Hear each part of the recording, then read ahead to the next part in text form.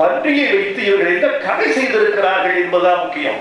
ஒரு படம் தோல்வியடைந்தால் நான் மனதுக்குள் நொந்து போவேன். தமிழர்களே, தில்லானா மோகனாம்பாளை நாதசுரம் வாசிக்கிற போது அவர் கழுத்து நரம்புகள் புடைக்கவே அதை இன்னொரு கதையில் செய்து காட்ட இந்த மண்ணில் எவரும் உண்டா? ஹாலிவுட்டுக்கு சவால் விடுகிற தமிழ் கலைஞர்கள் நிறைய பேர் இருக்கிறார். சினிமா செத்து போனால் பாதி தமிழன் செத்து போவான். மேடையில் அமர்ந்திருக்கும் என் கலை சொந்தங்களே, கலை உலகத்தின் முன்னணி முகங்களே, கலை உலக ரசிக பெருமக்களே, பெரியோர்களே, நண்பர்களே, சகோதரிகளே, பாசத்திற்குரிய பத்திரிகையாளர்களே, ஊடக நண்பர்களே, உங்கள் அனைவருக்கும் எனது அன்பான வணக்கத்தை தெரிவித்துக் கொள்கிறேன். இந்த மேடை நான் வாழ்த்த வந்த மேடையா, வாழ்த்து பெற வந்த மேடையா என்ற ஐயம் எனக்குள் எழுந்திருக்கிறது. என்னுடைய இளைய தலைமுறையில் வெற்றிகரமான இயக்குநர்களும் கலையாளர்களும் இந்த படத்தை வாழ்த்துகிற போதே என்னையும் சேர்த்து வாழ்த்தி இருக்கிறார்கள். மணமக்கள் மீது போடுகிற அட்சதை வாழ்த்த வந்தவர்களின் தலையில் விழுகிற மாதிரி இந்த படத்துக்கு கிட்ட வேண்டிய வாழ்த்து எனக்கும் கிட்டி இருக்கிறது. உங்களை எல்லாம் நான் நேசிக்கிறேன். புதிய வரவுகளையும் புதிய கலை திறமைகளையும் நான் கொண்டாடுகிறேன். வாழையடி வாழையாக தமிழ் சினிமா தழைத்து ஓங்க வேண்டும் என்ற வேட்கையின் வெளிப்பாட்டில் இவர்களையெல்லாம் நான் போற்றுகிறேன். ஜாகுவார் தங்கம் இங்கே பேசிய போதும், கிருஷ்ணா அவர்கள் பேசிய போதும், மகிழ் திருவேணி பேசிய போதும் நான் நெகிழ்ந்து அமர்ந்திருந்தேன். மகிழ் திருவேணிக்கு தமிழ் திருவேணி என்று பெயரை மாற்றிவிடலாமா என்று நினைக்கிறேன். இளைய இயக்குநர்கள் தமிழை விட்டு தள்ளி இருக்கிறார்கள். மொழித்திறம் கைவரப்பெறாமல் இருக்கிறார்கள். தொழில்நுட்பம் கைவந்த அளவுக்கு மொழிநுட்பம் கைவரப்பெறவில்லை, அவர்கள் வாசிப்பதில்லை என்ற ஒரு குற்றச்சாட்டு மகிழ் திருவோணியோடு தீர்த்தது என்று நீங்கள் நம்பலாம். ஒரு இயக்குனர் என்பவர், ஒரு இயக்குனர் என்பவருக்கு உள்நுழைப்பட்டவர் அல்ல. நான் பாடலாசிரியர் என்பவன் மொழியோடு மட்டும் சம்பந்தப்பட்டவர். ஒரு இயக்குனர் என்பவருக்கு 8 விதமான திறமைகள் வேண்டும். அவருக்கு மொழி தெரிய வேண்டும், ஒளி தெரிய வேண்டும், ஒலி தெரிய வேண்டும், அசைவு தெரிய வேண்டும், தொழில்நுட்பம் தெரிய வேண்டும், ஒளிப்பதிவு தெரிய வேண்டும், படத்தொகுப்பு தெரிய வேண்டும், மனவியல் தெரிய வேண்டும், வாழ்வியல் தெரிய வேண்டும், தொழில்நுட்பம் முழுக்க தெரிந்திருக்க வேண்டும். இவ்வளவு திறமைகளை அள்ளிக் கொண்டுதான் ஒரு இயக்குனர் உங்களிடம் கைதட்டல் பெறுவதற்கு காத்திருக்கிறார். அவர் வருகிறார். ஒரு படம் தோல்வியடைந்தால் நான் மனதுக்குள் நொந்து போவேன் தமிழர்களே. ஏனென்றால் வெற்றி படத்திற்கும் தோல்வி படத்திற்கும் ஒரே உழைப்பு தான். ஒரு படம் வென்றாலும் தோற்றாலும் மூலதனம் என்பது ஒன்றுதான். எனவே உழைத்தவர்கள் களைத்து விடக்கூடாது, அவர்கள் தோற்றுவிடக் கூடாது என்று நான் நினைப்பேன். இதோ இந்த படக்குழுவை நான் பெரிதும் பாராட்டுவதற்கு முதல் காரணம் ஒன்று உண்டு. பட கம்பெனிகளுக்கு பெயர் வைக்கிற போது ஏதேதோ நினைக்கிறார்கள். கண்ணுக்கு தெரியாத வார்த்தைகளையும் காதுக்கு தெரியாத சொற்களையும் தமிழ் சினிமாவின் கம்பெனிகளுக்கு வைப்பதை நாம் பார்த்திருக்கிறோம். ஆனால் எங்கள் கலை உலகத்தின் பிதாமகன் நடிகர் சிவாஜியின் பெயரால் இந்த கலை குடும்பம் தொடர்கிறது என்கிற போது நான் நெகிழ்ந்தும் மகிழ்ந்தும் இருக்கிறேன். தமிழ் சினிமா என்பதை சிவாஜி, எம்ஜிஆர் 2 பேரையும் கழித்து விட்டு யாரும் நினைத்து பார்க்க முடியாது. இன்னும் சொல்ல போனால் சிவாஜியின் பழைய படங்களை இளைய இயக்குநர்கள் பார்க்க வேண்டும். அது கொஞ்சம் மிகையாக இருக்கிறது என்று ஒரே ஒரு செல்ல குற்றச்சாட்டு சொல்லி அவரை புறந்தள்ளிவிட முடியாது. அந்த காலம், அந்த கதைக்களம், அந்த நிகழ்வு, அதற்கு அவர் தன் மெய்யை அதிகம் வருத்தி இருக்கிறார். ஒரு நாடக வேலையை பிறந்த ஒரு கலைஞன் கடைசி தமிழனுக்கு தன் குரல் கேட்க வேண்டும் என்று தன் குரலை உயர்த்தி பாடினார், உயர்த்தி பேசினார். கடைசியில் இருக்கக்கூடிய தமிழன் கண் மங்களானவனுக்கு இவருடைய அங்க அசைவுகள் தெரிய வேண்டும். புருவத்தின் அசைவு, கண்ண கருப்பின் துடிப்பு, இதழ்களின் மடிப்பு, காலின் துடிப்பு, தொண்டையின் நரம்பு எல்லாம் தெரிய வேண்டும் என்று நாடகத்தில் நடித்தார். அதையே சினிமாவில் செய்து காட்ட துடித்தார். தப்பா? தில்லானா மோகனாம்பாளில் நாதசுரம் வாசிக்கிற போது அவர் கழுத்து நரம்புகள் புடைக்கவே அதை இன்னொரு கலையில் செய்து காட்ட இந்த மண்ணில் எவரும் உண்டார். அந்த மகா கலைஞருடைய பெயரை இந்த திரைப்பட கம்பெனிக்கு வைத்திருக்கிற பொழுது நான் அவர்களை பாராட்டுகிறேன், வாழ்த்துகிறேன். எங்கள் வாழ்த்தெல்லாம் அப்புறம் இருக்கட்டும். அந்த கலையுடைய கலை புரிசில் சிவாஜி கணேசன் வாழ்த்து இந்த படக்குழுவுக்கு நிச்சயம் இருக்கும் என்ற நம்பிக்கை எனக்கு இருக்கிறது. நீங்கள் வாழ வேண்டும். இங்கு ஜெட்லி படத்தை நாம் எல்லோரும் பார்த்தோம். தமிழ் சினிமா வித்தியாசமான முயற்சிகளுக்கு தன்னை ஆட்படுத்திக் கொண்டிருக்கிறது. தோழர்களே, சினிமாவில் தோற்று போன சில பேர் சொல்லுவார்கள், இன்னும் 5 வருஷம் இருக்குமா சினிமா தமிழ்ல, இன்னொரு 10 வருஷம் இருக்குமா, அவ்வளவு, அதுவே அதிகம் சார் 10. இவர்கள் யார் என்றால் சினிமாவில் முனையாதவர்கள், முனைந்து தோற்று போனவர்கள், முனைந்தும் இடம் கிடைக்காதவர்கள். சினிமா செத்து போகும் என்பார்கள்.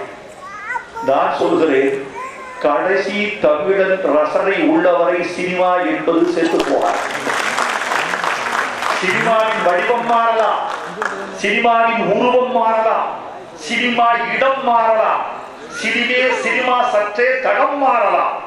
ஆனால் சினிமா சுத்தமாக அழிந்து போகாது. ஏனென்றால் கலையின் தேவை, தமிழனின் தேவை. மனிதனுக்கு 2 தேவைகள் இருக்கு. ஒன்று உணவு தேவை. இந்த வயிறு உணவு தேடும், உணவு தேவை. வயிறு நிறைஞ்சு போச்சுன்னா முடிஞ்சு போச்சா வாழ்க்கை.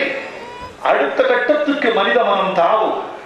உணவு தேவையை தாண்டி உணர்வு தேவைக்கு தமிழன் தாண்டுவான், மனிதன் தாண்டுவான். அந்த உணர்வு தேவையை ஈடுகட்டக்கூடிய பெருங்கலை, தொழில்நுட்ப கலை சினிமா. சினிமா இறந்து போகிற சங்கதி அல்ல. சினிமாவை சாக விட மாட்டோம். சினிமா வாழும். சினிமா செத்து போனால் பாதி தமிழன் செத்து போவான். சினிமா இருக்க வேண்டும். வாழையடி வாழையாக வருவார்கள்.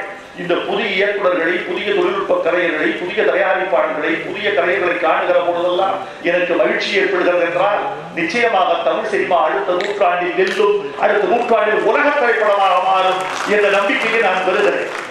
தமிழ் சினிமா கலைஞர்களை பார்த்து நான் வியக்கிறேன். ஹாலிவுட்டில் நேற்று ஒரு தொழில்நுட்பம் வந்தால் மறுநாள் கோடம்பாக்கத்தில் அதை பற்றிக் கொள்ளக்கூடிய புத்திக்கூர்மை உள்ளவர்கள் தமிழ்நாட்டில் இருக்கிறார். இவர்களுக்கு பொருளாதாரம் குறைவு, வாய்ப்புகள் குறைவு, கடன் குறைவு, தளம் குறைவு. கிடைத்தால் ஹாலிவுட்டுக்கு சவால் விடுகிற தமிழ் கலைஞர்கள் நிறைய பேர் இருக்கிறார். இவர்களுக்கு அந்த வாய்ப்பு வரும். வந்தால் வென்று காட்டுவார்கள், நின்று காட்டுவார்கள். ஜெட்லி படத்துல எல்லாம் பன்றி, ஒரு பன்றியை வச்சு படமா, பன்றியை வைத்து படமா என்று கேட்கிறார்கள். நான் கேட்கிறேன், இந்த ஜீவராசிகளில் இடிந்தது என்று ஏதாவது உண்டா?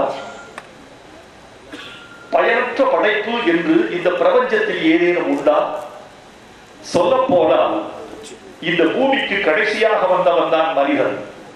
இந்த பூமி முதலில் விலங்குகளுக்கு சொந்தம், பறவைகளுக்கு சொந்தம், தாவரங்களுக்கு சொந்தம். கடைசியாக பிறந்த மனிதன் வஞ்சகன். தன் புத்தி கூர்மையால் 3ஐயும் வென்று விட்டான். இதுதான் உண்மை. பன்றியை பற்றி குறைத்து மதிப்பிட முடியாது. 3ஆம் உலகப் போரில் பன்றி மேய்க்கிற ஒருத்தருடைய காதலை பற்றி எழுதியிருக்கிறேன். அப்ப அந்த பன்னிக்கு அவன் ஆடு மேய்க்கிறவன், இவள் பன்றி மேய்க்கிறவள். கல்யாணம் பண்ணிக்கலாமான்னு கேட்பான். அவன் தயங்குவான். ஏயா, பன்னி மேய்க்கிறவன் தாழ்ந்தவ, ஆடு மேய்க்கிறவன் பெரியா நினைக்கிறையா? அப்படியே பன்னியுடைய பெருமை தெரியுமா? என்னன்னு கேட்பான். ஓ ஆடு உட்கார்ந்த இடத்துல புழுக்க ஓடும். என் பன்னி இருக்கே, கட்டி வச்ச தொழுதுல சிறுநீரோ மரமோ கழிப்பதில்லை. இது ஒரு வியப்பாக நான் பன்றிகளை ஆராய்ச்சி பண்ணி கண்டுபிடிச்ச விஷயம். காலையில் மேய்ச்சலுக்கு ஓட்டி செல்லும் போதுதான் ஊருக்கு வெளியே சென்று பன்றி மலங்களிக்கும் சிறுநீர் கழிக்குமே தவிர கட்டப்பட்ட களத்தில் பன்றி மலமோ சிறுநீரோ கழிப்பதில்லை. இது எந்த விலங்குக்கும் இல்லை. யானை கட்டி வைத்த களத்தில் சாணியிடும். சிங்கம் கட்டி வைத்த இடத்தில் சிறுநீர் கழிக்கும். சிங்கத்துக்கு ஒரு குணம், ஒரு சிறுநீர் கழிச்சிருச்சுன்னா அந்த எல்லையை தாண்டி வேற விலங்கு வரக்கூடாது, புரிஞ்சுக்கன்னு சொல்லி எச்சரிக்கப்படும். சிங்கத்தின் குணம் அந்த சிறுநீர் வாசம் தாங்க முடியாது. சிங்கத்தின் சிறுநீர் அப்படி அது ஒரு எல்லை காத்து. இப்படி பன்னிக்கு இப்படி ஒரு குணம். இன்னொரு கேப்பா, இது மட்டும் இல்லையா, பன்னி பல குட்டி கேள்விப்பட்டிருக்கீங்கள? ஆமா, பல குட்டி இருந்தாலும் எந்த குட்டியும் எந்த காம்புல முதல் நாள் வாய் வைத்ததோ அந்த காம்பை தவிர வேறு காம்பில் வாய் வைப்பது. இதனால் எதுவுமே இடிவில்லை. பன்றியை வைத்து இவர்கள் என்ன கதை செய்திருக்கிறார்கள் என்பதுதான் முக்கியம். தம்பி ஜெகன் என் மீது தனிப்பட்ட பாசம் உள்ளவர். அவர் மீது எனக்கு ஒரு பாசம். அவர் இதை பார்க்கிற போதெல்லாம் இவர் உண்மையாக நேசிக்கிறார் என்பதை உடல் மொழி சொல்லும். சில பேர் தெரியுமில்ல, நமக்கு உட்காரும் போது அசைகிற போது சில பேர் நாற்காலியை விட்டு ஒரு அரைந்து எடுத்துக் கொள்வார்கள். சில பேர் ஒரு அங்குலம், சில பேர் 2 அங்குலம். வேண்டியது இல்லை. உங்க பேர் என்னமா? இந்த வைசாலிக்கிற பொண்ணு இன்னைக்கு நம்ம படுத்தி எடுத்துருச்சு. இன்னைக்கு எல்லாரும் சிரிங்க, வரலாற்று சிறப்பு மிக்க நிகழ்ச்சி, சிரிங்க. எல்லாரையும் அந்த பொண்ணு சிரிக்க சொல்றது. அந்த பொண்ணுடைய அன்பு எல்லோரையும் சிரிக்க வைக்க வேண்டும், எல்லோரையும் மகிழ்ச்சியாக இருக்க வேண்டும், புகைப்படத்தில் நல்ல பதிவு வேண்டும் என்ற வைசாலியை உள்ளத்தை பாராட்டுகிறேன். ஆனால் வைசாலி ஒன்று தெரிந்து கொள்ள வேண்டும், மனிதர்கள் இயல்பாக இருப்பதுதான் அழகு.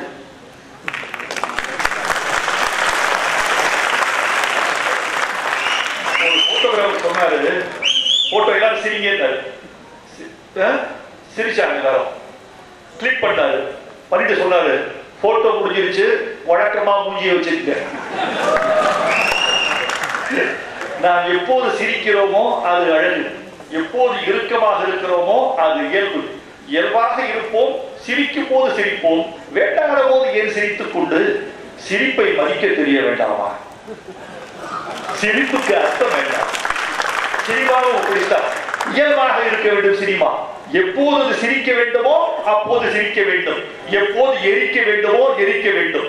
சினம், அன்பு, பாசம், நவரசங்கள் எல்லாம் அது பொருந்துகிற இடத்தில் வேண்டும். அப்படி பொருந்துகிற இடத்தில் ஒரு தொழில்நுட்பத்தோடு செல்லி வந்திருப்பதாக நான் நம்புகிறேன். இடி, மின்னல், புயல், காலம், இந்த தலைப்பே எனக்கு ரொம்ப கவர்ச்சியாக இருக்கிறது. இந்த தலைப்பே அழகு. சினிமாவுக்கு தலைப்பு வைப்பது ஒரு கலை.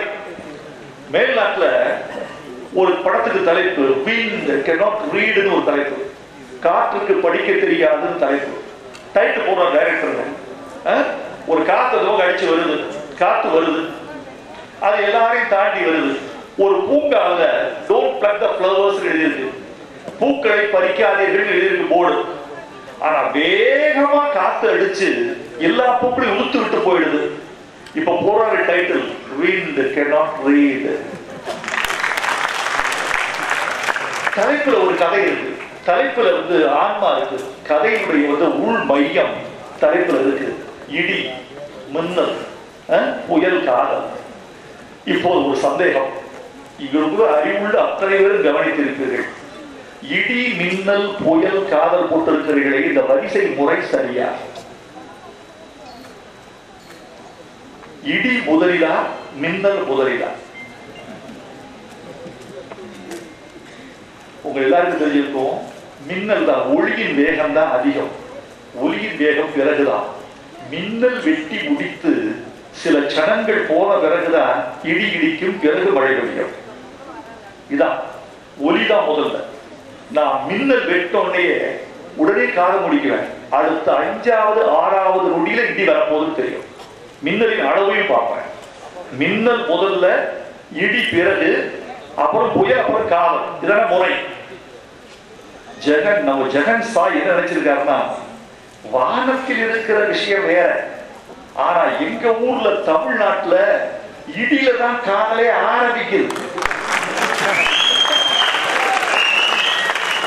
இடியில் தான் காதல் ஆரம்பிக்குது, பிறகுதான் கண்ணல் வெட்டது என்று காதலின் சைக்காலஜி தெரிந்து இந்த தலைப்பை வைத்திருப்பதாக நான் கருதுகிறேன். நண்பர்களே, நல்ல கூட்டம், நீண்ட நாட்கள் தான் இந்த வெளியீட்டு விழாக்களில் கலந்து கொண்டு நாளாகிவிட்டது. அதாவது ஒரு இருப்பதில்லை, பார்க்க ஆசைப்படுவேன். நான் உண்மையாகவே நடிகர்கள், நடிகைகள், அப்புறம் கலைஞர்கள் எல்லாம் சந்திப்பது இந்த வெளியீட்டு விழா மேடையில் தான். நான் அந்த படப்பிடிப்புக்கு போனதில்லை. நான் படப்பிடிப்புக்கு போனதே ஒரு 4-5 தான் இருக்கும். பாட்டு கொடுக்கும் போது பார்த்துருப்பேன், அவ்வளவுதான். நான் உங்களுக்கு சொல்ல ஆச்சரியமா இருக்கும், 37 வருஷம் ஒரு 3 தலைமுறைக்கு பாட்டு எழுதி இருக்கிறேன். ஆனால் நான் சினிமாவுக்குள் இல்லை, சினிமாவில் இருக்கிறேன். கடலுக்குள் இல்லை, கடலின் கரையோரமாக நடந்து கொண்டிருக்கிறேன். எப்போதாவது திரையுலகத்தின் அலை என் காலை நினைத்து போகிறது. அப்படிதான் இருக்கேன். அதனால்தான் எல்லோரோடையும் ரொம்ப மதித்தும் அன்பு செலுத்தியும் வாழ முடிகிறது. ரொம்ப நெருங்கிட்டா மனிதன் குறைகளை காண ஆரம்பிக்கிறான். கொஞ்சம் தள்ளி இருந்தால் அன்பு எப்போது நிலைத்திருக்கிறது. என் அன்பு திரையுலகத்தோடு எப்போது நிலைத்திருக்கும். தம்பி ஜெகன் சாய், திராவிடன், நயன், கண்ணன் எல்லோருக்கும் என் வாழ்த்துக்கள். இந்த மேடையில் கைதட்டல் வாங்குவதற்கு என்ன விஷயம் என்று யோசித்தேன். இந்த மேடையில் கைதட்டல் வாங்க வேண்டும் என்றால் என் பெயரை கமலக்காரராவ் என்று மாற்றிக் கொள்வதை தவிர வேறு வழியே